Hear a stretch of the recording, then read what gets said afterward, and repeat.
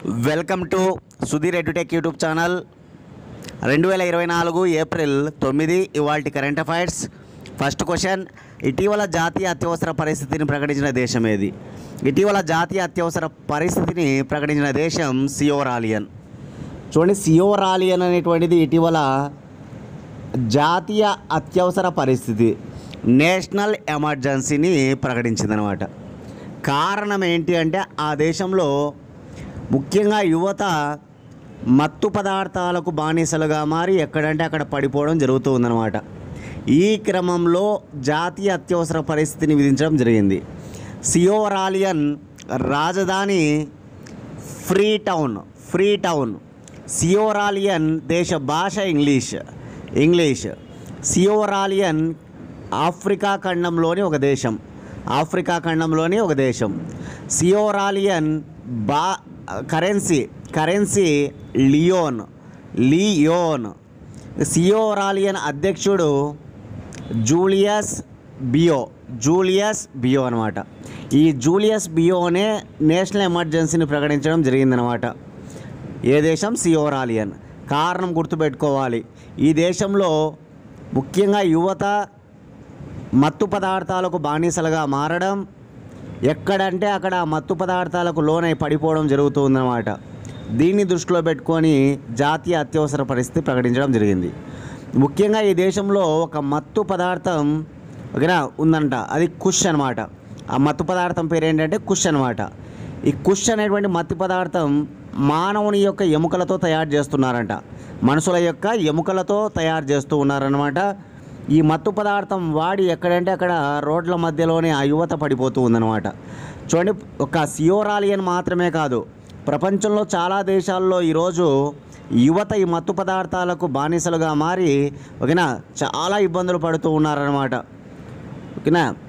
గుర్తుపెట్టుకోవాలి, మన దేశంలో కూడా ఇటీవల ఆంధ్రప్రదేశ్ రాష్ట్రంలో డ్రగ్స్ బాగా పట్టుబడ్డాయన్నమాట. ఆంధ్రప్రదేశ్ రాష్ట్రంలో కాబట్టి ఆంధ్రప్రదేశ్లో కూడా చాలామంది యువత రోజు రోజుకు మత్తు పదార్థాలకు బానిసలుగా మారి అనేక సమస్యలు, మత్తు పదార్థాలకు బానిసలుగా మారినటువంటి యువత అనేక రకాలుగా అక్రమాలకు పాల్పడుతూ ఉన్నారన్నమాట.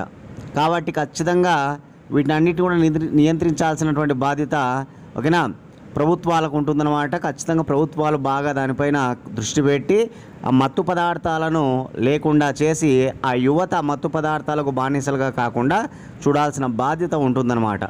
కాబట్టి గుర్తుపెట్టుకోవాలి. రైట్. సెకండ్ క్వశ్చన్, ఏ సంవత్సరం నాటికి యూరియాను ఇతర దేశాల నుంచి దిగుమతి చేసుకోవడం ఆపివేయాలని నిర్ణయించారు? చూడండి, ఏ సంవత్సరం నాటికి యూరియాను ఇతర దేశాల నుంచి దిగుమతి చేసుకోవడం ఆపేయాలని నిర్ణయించడం జరిగిందంటే కనుక 2025 చివరి నాటికి, 2025వ సంవత్సరం చివరి నాటికి ఇతర దేశాల నుంచి మన దేశం యూరియాను దిగుమతి చేసుకోవడం ఆపేస్తుందంట. ఈ విషయాన్ని ఎవరు వెల్లడించారంటే కనుక కేంద్ర రసాయనాలు మరియు ఎరువుల శాఖ మంత్రి అయినటువంటి మన్సుఖ్ మాండవీయ గారు వెల్లడించడం జరిగిందనమాట. ఎందుకంటే మన దేశంలోనే ఎరువుల యొక్క ఉత్పత్తిని తీసుకురావాలనేటువంటిది ప్రధాన ఉద్దేశం అన్నమాట. ఎందుకంటే ఖచ్చితంగా పంటల ఉత్పత్తి కోసం ఎరువులను వాడవలసి ఉంటుందన్నమాట.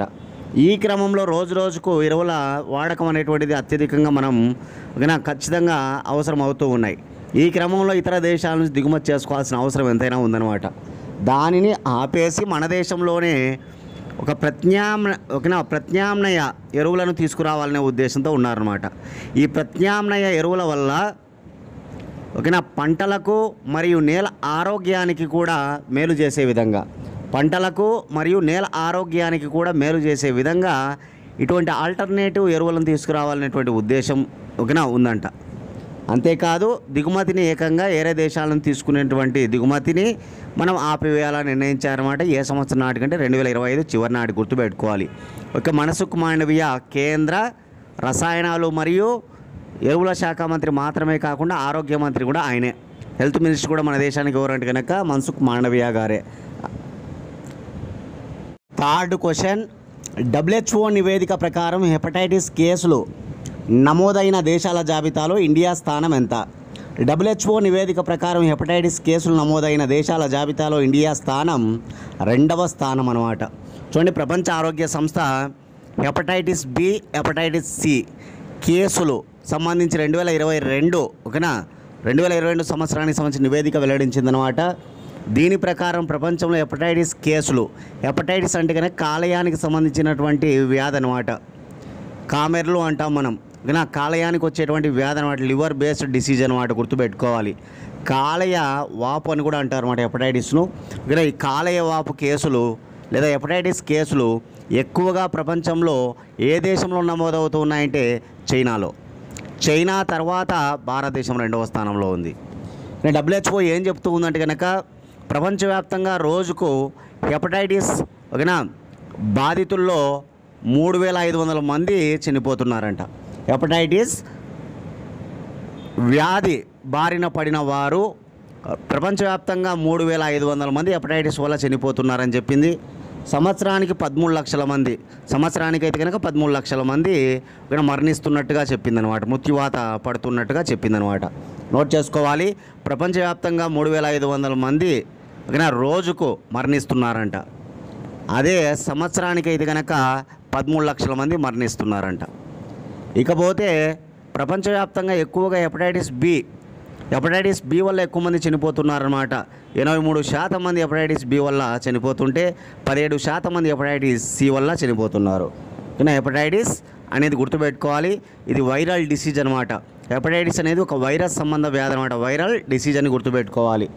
హెపటైటిస్ బి అనేది హెపటైటిస్ బి వైరస్ వల్ల వస్తే, హెపటైటిస్ సి అనేది హెపటైటిస్ సి వైరస్ వల్ల వస్తుందనే విషయాన్ని గుర్తుపెట్టుకోండి. ప్రపంచంలో చైనాలో ఎక్కువ మంది వ్యాధిగ్రస్తులు ఉంటే కనుక హెపటైటిస్ వ్యాధిగ్రస్తులు, భారతదేశం 2వ స్థానంలో ఉంది. WHO world health organization, WHO ఏర్పడిన సంవత్సరం 1948 ఏప్రిల్ 7 1948 ఏప్రిల్ 7 అనమాట. ఏప్రిల్ 7 ప్రపంచ ఆరోగ్య దినోత్సవం. ఏప్రిల్ 7 వచ్చేసి ప్రపంచ ఆరోగ్య దినోత్సవం అనమాట. WHO ప్రధాన కార్యాలయం జెనీవా, స్విట్జర్లాండ్. WHO ప్రస్తుత డైరెక్టర్ జనరల్ ఎవరంటే టెడ్రస్ అదానం అనమాట. టెడ్రస్ అదానం నోట్ చేసుకోవాలి WHO గురించి.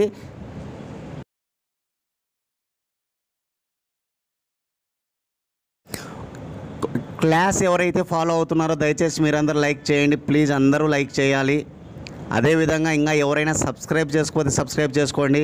మీ ఫ్రెండ్స్ ఉంటే కనీసం 3 మన ఛానల్ను షేర్ చేయండి. వాళ్ళు కూడా ఇష్టమైతే వాళ్ళు కూడా రోజు కూడా క్లాసులు వింటూ వాళ్ళు యూజ్ చేసుకోవడం జరుగుతుందన్నమాట. కాబట్టి దయచేసి ప్రతి ఒక్కరూ లైక్ చేయండి. Okay, 4th question.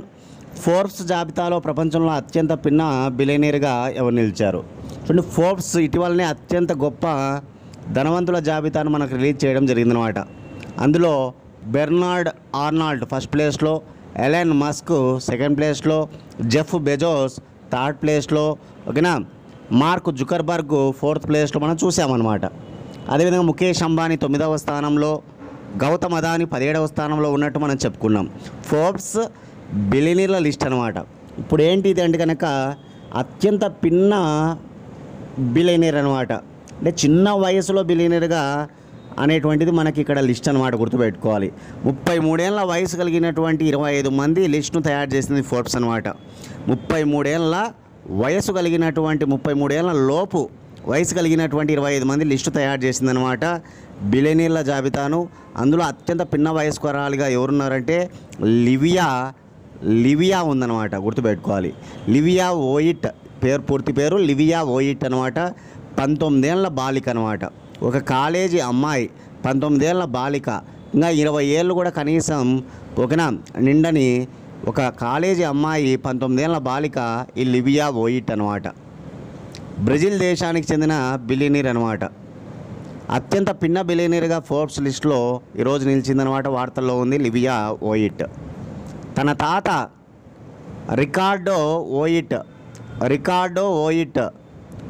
WEG అనేటువంటి కంపెనీని ప్రారంభించాడు బ్రెజిల్లో. WEG అనేటువంటి కంపెనీని ప్రారంభించాడనమాట. తన తాత నుంచి వారసత్వంగా లివియా ఓయిట్కి ఓకేనా షేర్లు అనేటువంటివి రావడం, అత్యంత పిన్న వయస్కురాలిగా బిలియనీర్గా నిలిచిందన్నమాట ఈరోజు లివియా ఓయిట్. ఆ విషయాన్ని గుర్తుపెట్టుకోవాలి. వార్తల్లో ఉన్నటువంటి వ్యక్తులను మనం ఖచ్చితంగా చూసుకోవాల్సిన అవసరం ఎంతైనా ఉంటుందన్నమాట. కరెంట్ అఫైర్స్లో చాలా చాలా ఇంపార్టెంట్ అనమాట, గుర్తుపెట్టుకోవాలి.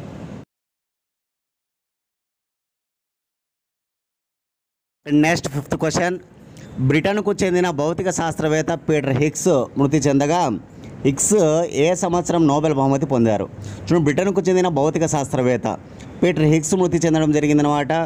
ఈయనకు నోబెల్ బహుమతి ఎప్పుడు వచ్చిందంటే 2013.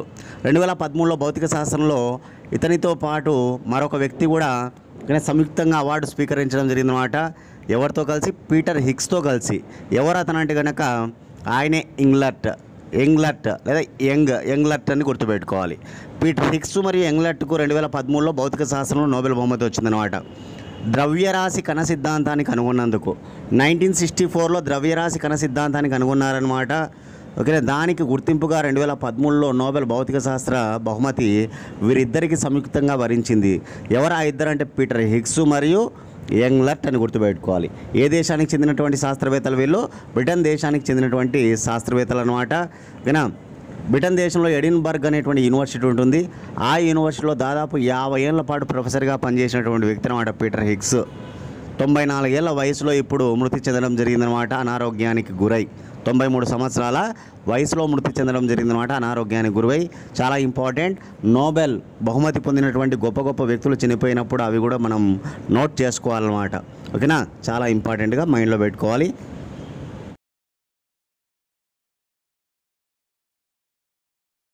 Sixth question. హైదరాబాదుకు చెందిన సనోఫీ సంస్థ ఐమోవాక్స్ను ఏ వ్యాధికి టీకాగా కనుగొన్నారు? చూడండి, హైదరాబాదుకు చెందినటువంటి ఒక సంస్థ, ప్రైవేట్ సంస్థ సనోఫీ అనేటువంటి సంస్థ కనుగొన్నటువంటి వ్యాక్సిన్ ఏదంటే ఐమోవాక్స్ అనమాట. ఈ ఐమోవాక్స్ అనేటువంటి ఏ వ్యాధికి టీకా అంటే కనుక, ఏ వ్యాధికి వ్యాక్సిన్ అంటే కనుక పోలియోకి అనమాట. అంటే పోలియోకు వ్యాక్సిన్ లేదా అంటే ఉంది. పోలియో వ్యాక్సిన్ను 1961లో మొట్టమొదటిసారిగా కనుగొన్నది పోలియో టీకాని ఎవరంటే కనుక ఆల్బర్ట్ సాబిన్ అనమాట, గుర్తుపెట్టుకోవాలి. పోలియో వ్యాక్సిన్ కనుగొనేది ఎవరు? ఆల్బర్ట్ సాబిన్ అనమాట, మొదటిసారిగా 1961లో. అదే పోలియో డ్రాప్స్ కూడా ఉంటాయి. పోలియో చుక్కలు కనుగొన్నది ఎవరంటే కనుక జొనాస్ సాల్క్. పోలియో చుక్కలను కనుగొన్నది జొనాస్ సాల్క్ అయితే పోలియో వ్యాక్సిన్ కనుగొన్నది ఆల్బర్ట్ సాబిన్ అనమాట. కానీ అనేక కంపెనీలు వ్యాక్సిన్లను తయారు చేస్తూ ఉంటాయి. కానీ ఇప్పుడు హైదరాబాదుకు చెందినటువంటి ఒక సంస్థ సనోఫీ అనేటువంటి సంస్థ తీసుకొచ్చినటువంటి వ్యాక్సిన్ ఐమోవాక్స్ అనమాట. ఇది ఏ వ్యాధికి అని అడిగితే కనుక పోలియో అని గుర్తుపెట్టుకోవాలి. పోలియో వ్యాక్సిన్ అనమాట ఐమోవాక్స్ అనేటువంటిది. ఓకేనా. చూడండి, ఇక్కడ ఇమేజ్లో చూడొచ్చు, ఆ వ్యాక్సిన్ అలాగనే ఉంటుందన్నమాట. ఓకేనా, తీసుకొని వాడుకోవచ్చు. చాలా గొప్పగా పనిచేస్తుంది అనేటువంటిది మనకు శాస్త్రవేత్తలు చెప్తూ ఉన్నారనమాట. పోలియో అనేటువంటిది ఒక వైరల్ డిసీజ్ అనమాట. ఎంటిరో వైరస్ వల్ల వస్తుంది. ఈ పోలియో వ్యాక్సిన్ పోలియో అనేటువంటిది ఏ వైరస్ వల్ల సోకుతుంది అంటే కనుక ఎంటిరో వైరస్ అనమాట. పోలియో వ్యాధిగ్రస్తుల్లో దెబ్బతినేటువంటి నాడులు చాలక నాడులు. పోలియో వ్యాధిగ్రస్తుల్లో ఏ నాడులు దెబ్బతింటాయంటే చాలక నాడులు దెబ్బతింటాయన్నమాట. దాని ద్వారా కాళ్ళు చేతులు సరిగ్గా మనకు ఓకేనా పని చేయవన్నమాట. కాబట్టి ఈరోజు పోలియో వ్యాక్సిన్ కనుగొన్నటువంటి సంస్థ హైదరాబాద్కు చెందిన సనోఫీ సంస్థ ఈరోజు వార్తల్లో ఉంది. ఆ వ్యాక్సిన్ పేరు గుర్తుపెట్టుకోవాలి, ఐమోవాక్స్. 7th question. బిజినెస్ ఎన్విరాన్మెంటల్ ర్యాంకింగ్స్లో టాప్లో నిలిచిన దేశం ఏది? చూడండి, బిజినెస్ ఎన్విరాన్మెంటల్ ర్యాంకింగ్స్ వ్యాపార పర్యావరణ ర్యాంకులు అన్నమాట.